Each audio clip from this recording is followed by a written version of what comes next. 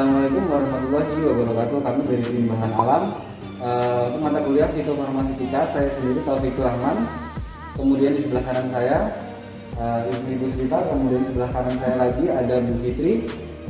Kemudian sebelah pojok sebelah kanan itu ada Bu Gani.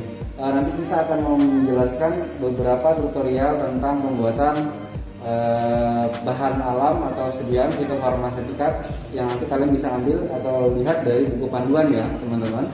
Oke, untuk yang pertama nanti kita akan membuat sediaan fitofarmaseutika dari bahan segar meniran, kemudian pare, kemudian ini lidah buaya. Nanti kita akan buat sediaan sampo. Kemudian di sini ada sirih nanti kita akan buat sediaan sinteser. Kemudian ini ada besusu atau bengkoang, nanti kita akan buat sediaan untuk asterdol gitu ya. Terus hari ini kita akan mulai dari mana dulu teman-teman? Kita akan melakukan pengolahan silbusia ya teman-teman ya. Jadi pengolahan silbusia itu yang pertama yaitu kita harus melakukan pengambilan bahan dulu. Jadi pengambilan bahan kita dapat dari bahan segar semua. Kemudian yang kedua yaitu kita akan melakukan sortasi basah. Kemudian pencucian, setelah pencucian kita akan melakukan perajangan. Setelah perajangan kita akan melakukan pengeringan. Nah, pengeringan kita bisa menggunakan oven atau menggunakan sinar matahari. Nah, selanjutnya setelah dikeringkan kita akan melakukan sortasi kering. Setelah sortasi kering kita akan melakukan pengepakan dan penyimpanan. Selanjutnya yaitu pemeriksaan mutu. Nah, nanti kita akan berikan tutorial ya bagaimana cara atau langkah-langkahnya ya dalam melakukan pengepakan silbusia. Oke, kita mulai dari yang pertama ya. Kita akan melakukan preparasinya dulu. Jadi kita akan melakukan pensortiran ya, karena kita untuk pengambilan bahan sudah dapat. Jadi kita akan melakukan pensortiran. Jadi seperti rumput, kemudian batu, tanah itu kita harus pisahkan begitu. Oke, perlu juga Anda ketahui semua bahwa yang kita gunakan adalah herba meniran. Herba yang dimaksud di sini dalam farmakope adalah daun, ya, kemudian batang, kemudian biji, kecuali dari akar. Ya. Akar tidak kita gunakan. Ya. Oke, kita masuk ke tahap sortasi basah. Oke, sortasi basah yang kita lakukan yang pertama kita lakukan terhadap Phyllanthus niruri ya teman-teman. Phyllanthus niruri atau meniran yang tadi sudah klasifikasinya sudah disebutkan oleh Pak Taufik di awal tadi. Nah, Phyllanthus niruri ini yang kita pakai adalah kita pilih dulu Phyllanthus niruri yang bersih, kita sisihkan dulu ke tempat yang lain. Jadi kita pilih kira-kiranya Phyllanthus yang sesuai syarat yaitu dilakukan sortasi basah. Kita pindahkan dulu. Ya teman-teman, jadi tadi kita sudah pilih ya, kita sudah pilih Phyllanthus sudah disortasi basah. Jadi yang kedua adalah ini yang sudah kita potong, sebagian kita potong. Jadi ini pemotongannya tadi kita buang akarnya teman-teman. Nah ini akarnya kita buang, kemudian kita potong saja menjadi beberapa bagian. Terus kita masukkan ke sini. Setelah bahannya kita kumpulkan untuk nanti selanjutnya kita lakukan pencucian. Oke. Untuk jumlahnya nanti tergantung dari berapa banyak yang akan kita siapkan. Jadi nanti ini hanya contoh atau tutorial saja, jadi tidak terlalu banyak. Jadi nanti kalau misalnya Anda ingin membutuhkan tablet yang banyak, jadi nanti disesuaikan saja untuk berapa jumlah dari meniran yang harus disiapkan. Oke teman-teman, ini proses pencucian, jadi harus dicuci dengan air yang mengalir. Kemudian nanti diulangi untuk beberapa kali ya. Tujuan dari pencucian ini adalah untuk mengurangi kotoran, terutama dari mikroorganisme, karena bahan alam ini didapat dari luar ya, jadi sangat banyak sekali mengandung mikroorganisme. Kemudian kita cuci. Di sini tujuannya untuk mengurangi mikroorganisme yang ada di dalam bahan alam itu sendiri. Ya teman-teman, ini kan sudah dilakukan sortasi basah, kemudian pencucian. Ini yang sudah dicuci. Langkah selanjutnya ya, simplicia yang sudah belum jadi simplicia ya, jadi yang basah yang sudah dicuci tadi. Langkah selanjutnya adalah boleh kita menggunakan oven, boleh kita panaskan di bawah sinar matahari. Menurut Farmakope Indonesia, Farmakope Herbal Indonesia yang kedua itu sah kalau kita melakukan pemanasan di bawah sinar matahari. Oke Oke, teman-teman semua, proses selanjutnya tadi bisa dikeringkan di bawah sinar matahari langsung atau kita keringkan dengan oven. Nah, kita masukkan ke dalam oven dengan suhu 50 derajat Celcius ya. Nanti sampai kapan? Sampai kalau dia sudah kering, kita remes kayak gitu, dia sudah bisa patah.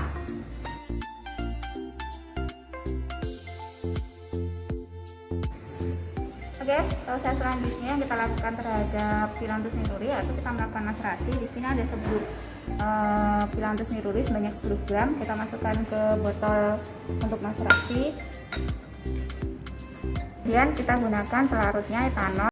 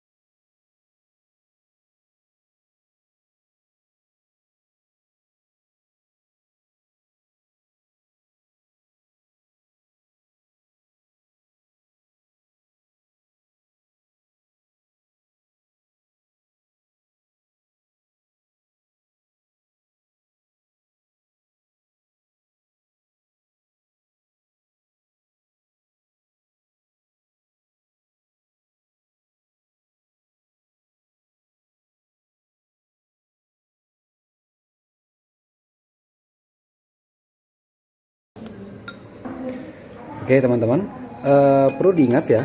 Jadi proses maserasi ini menurut Pharmacope Pharmacope Herbal Indonesia edisi 2 tahun 2017. Jadi hanya perlu menggunakan waktu selama 48 jam atau 2 hari.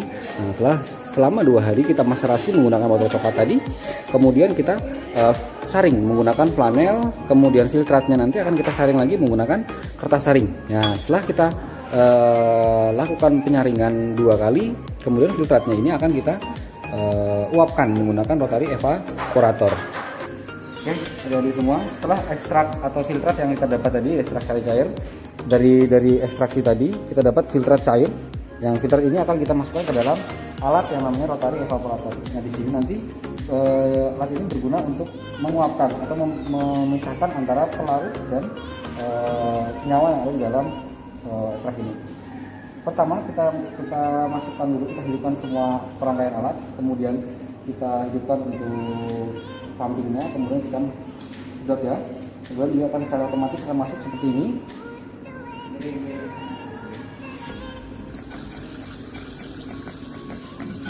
Oke, cukup.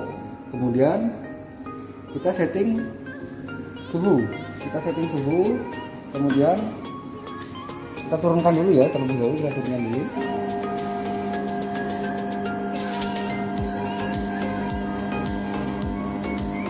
Cukup. Kemudian kita jalankan atau kita setting suhunya ya. Kita setting suhu, berapa suhu yang digunakan untuk menguapkan dari etanol gitu ya. Nah, cukup 50 derajat Celcius ya. Kita di bawah dari 60.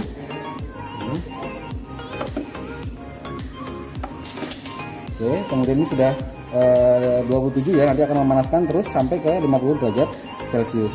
Oke, kemudian ini kita putar lagi tuas yang sebelah kiri ini untuk menjalankan kecepatan dari putarannya. Ini ya, seperti ini. Nah, dengan kecepatan 40 rpm. Anda bisa lihat di sini dengan kecepatan 40 rpm. Kita boleh untuk memutarnya lebih cepat lagi, sekitar 70 rpm.